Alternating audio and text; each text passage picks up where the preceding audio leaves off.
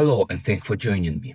The new conflict between the United States and Israel on the one side and Iran on the other has created a serious threat to oil and gas exports from the Gulf. Most of this energy moves by sea, and the main bottleneck is the Strait of Hormuz, the narrow passage between Iran and the Gulf states. Shipping is now under growing pressure, and the risk of major disruption is real and great. If this crisis lasts for months, the consequences could spread far beyond the region through high oil and LNG prices and supply problems for some countries. So let's look at what that could mean in practice for consumers around the world. Sure. The Strait of Hormuz is probably the world's most critical energy choke point right now. In simple terms, a narrow route that carries such a large share of global trade that any disruption here can shake market interests far beyond the region. The problem is that huge volumes of crude oil products, and liquefied natural gas pass through it. Liquefied natural gas, or LNG, is gas cooled to about minus 162 degrees Celsius, so it can be shipped by sea in special carriers instead of moving only through pipelines. To put that into perspective, about a quarter of the world's seaborne oil trade passes through the Strait of Hormuz, along with almost one-fifth of global LNG trade. That means around 20 million barrels of oil a day, roughly 15 million barrels of crude, and another 5 million barrels of oil products. And for LNG, we are talking about more than 112 billion cubic meters a year. Who depends most on Gulf oil and gas? Above all, Asia. About 80% of the oil passing through the Strait of Hormuz goes here. Among the major economies, Japan is most dependent, with about 95% of its oil imports coming from the Middle East.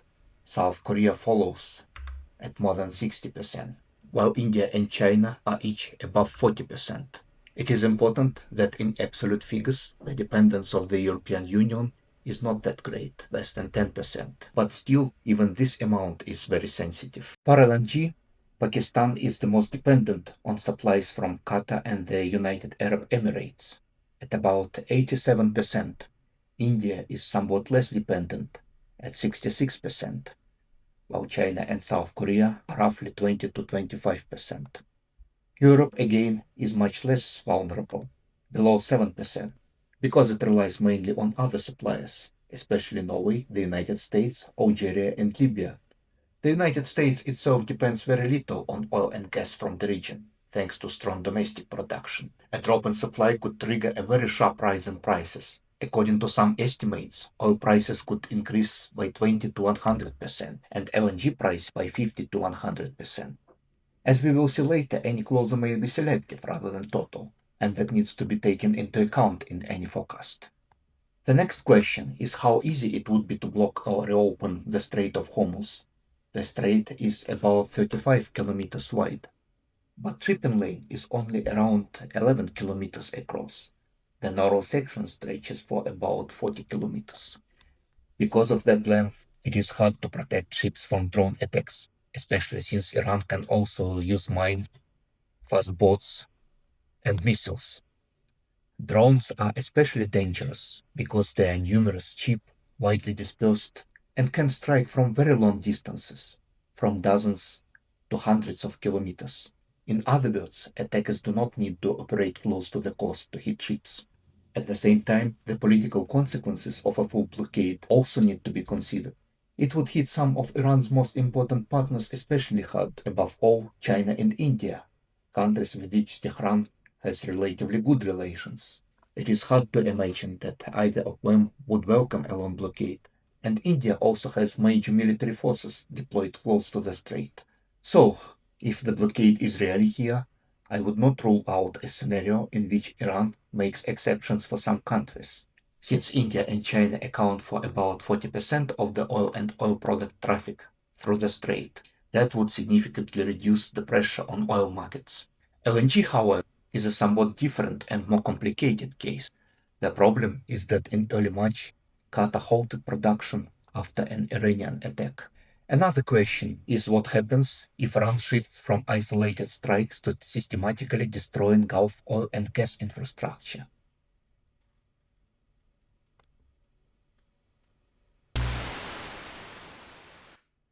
Oil infrastructure can usually be restored relatively quickly, in days or weeks, if the damage is limited or moderate. LNG facilities are much more vulnerable.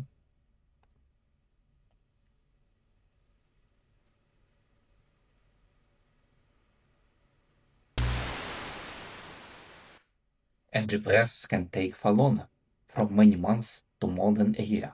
At the same time, a large-scale campaign to disable Gulf energy infrastructure would be a very risky political move for Iran, and at this stage probably an unnecessary one. It would add relatively little to the effects of disrupting the Strait of Hormuz, but it could radicalize regional states, some of which have strong militaries. It could also injure Iran's partners outside the region, who might at the very least end their support. Still, if the regime finds itself in a near catastrophic situation, such a move becomes more likely. How can the countries involved reduce the damage from a long disruption of the region's main oil and gas supplies from a sharp rise in prices? The main tools are rerouting supplies, releasing the strategic reserves of International Energy Agency's members, finding alternative supplies, and cutting consumption. First, can the Strait of Hormuz be bypassed? Unfortunately for the Arab states of the peninsula, most of the oil fields are concentrated on the Gulf side of the strait. Rail capacity and road infrastructure are also not enough to handle large-scale oil exports. There are only two major pipelines that can bypass Hormuz: the Abqaiq-Yanbu pipeline to the Red Sea, and the Habshan-Fujairah pipeline in the United Arab Emirates, with a capacity of about 0.7 million barrels a day. So, in practice, they can cover only about a quarter of the oil traffic that normally passes through the strait. But even the oil rerouted around Hormuz to the Red Sea would still be vulnerable. The Red Sea has two choke points of its own: the Suez Canal on the north and the Bab el Mandeb Strait in the south. The problem is that at its northern point, Bab el Mandeb is only 29 kilometers wide, a shipping lane just 3 kilometers wide in each direction, and the narrow corridor stretching for dozens of kilometers. The problem is that the territory close to this corridor is controlled by the Houthis, who are considered as proxies of Iran and who have received large amounts of weapons, including drones and missiles, and in some cases have also developed local production of these weapons. Removing the threat of their attacks quickly may be difficult. There is also a serious environmental risk. A major accident could cause irreversible damage to the Red Sea's globally unique ecosystem. This is especially dangerous in autumn, because from October onward the currents can carry oil spills far to the north. For oil, though much less for gas, an important stabilizing role could be played by the reserves of the International Energy Agency, or IEA, the main organization of major energy consuming countries, with more than 34 members, including the United States, the EU, Japan, and South Korea. Its members are required to hold oil stocks equal to at least 90 days of net imports, a combined volume estimated at about 1.8 million barrels. Compared with the amount of oil imported through the Strait of Hormuz, that is about 3 months, a serious buffer indeed. But of course, no one is likely to release all of that onto the global oil market. Most of it would probably be kept for domestic needs. Even so, for some time, the IEA could carry out limited interventions and help slowing the rise of global oil prices. China also has fairly large reserves, covering about 75 days, while India's reserves are much smaller, just at around 10 days. In a crisis, they are unlikely to use these stocks to intervene in the global oil market. They would be more likely to use them to replace lost imports for their own needs. Let's look at the next option: which exporters outside the region could make a meaningful contribution to replacing lost Gulf oil. The answer is not all oil producing countries. Heavy oil from countries like Venezuela or Canada contains more impurities and is not a good fit for refineries designed for the lighter crude produced in the Gulf. In theory, one could imagine higher exports of refined products from countries that process heavy oil, but they also cannot quickly raise output, and the refineries cannot sharply increase processing overnight. Among countries producing the right kind of lighter oil, the United States would probably respond fastest thanks to shale oil extracted from dense rock formations using horizontal drilling and hydraulic fracturing. Even so, scaling up productions would likely take several months. How strong that increase would be is hard to predict, and for now, analysts tend to be rather pessimistic about its potential.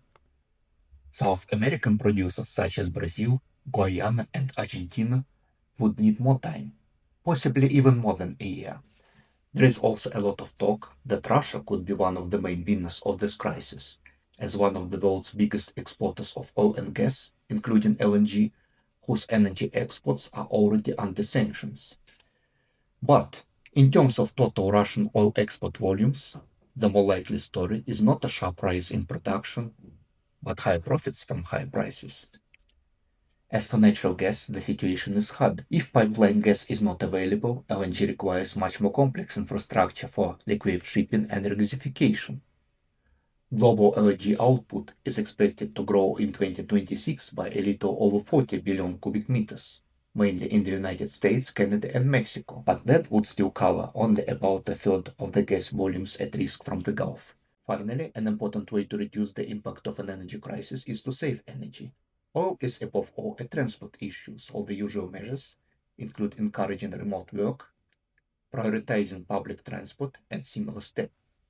According to the IEA, advanced economies could save about 2.7 million barrels a day in the short term, around 13% of the volume that would be lost through Hormuz. LNG can also be saved, roughly 5 to 10% through lower electricity use and up to another 10% by limiting gas-intensive industries. This is just a soft scenario. A harder scenario assumes more painful savings, including rationing of consumption by major enterprises. So, if the strait is fully and permanently closed, it is unlikely that the lost oil and gas supplies can be fully replaced, at least not in 2026. At the same time, the closure may not be complete. It could leave room for exceptions for the biggest consumers, especially India and China, which would make the situation somewhat easier to manage. In the end, we can only hope for a quick peace, for the sake of the peoples of the region and the global economy. Thank you for the listening and take care. If you would like a broader framework for conceptualizing what is happening in the region, my Udemy course, Visual Guide to Geopolitics, a Rapid Theory Primer, hopefully could be useful for you.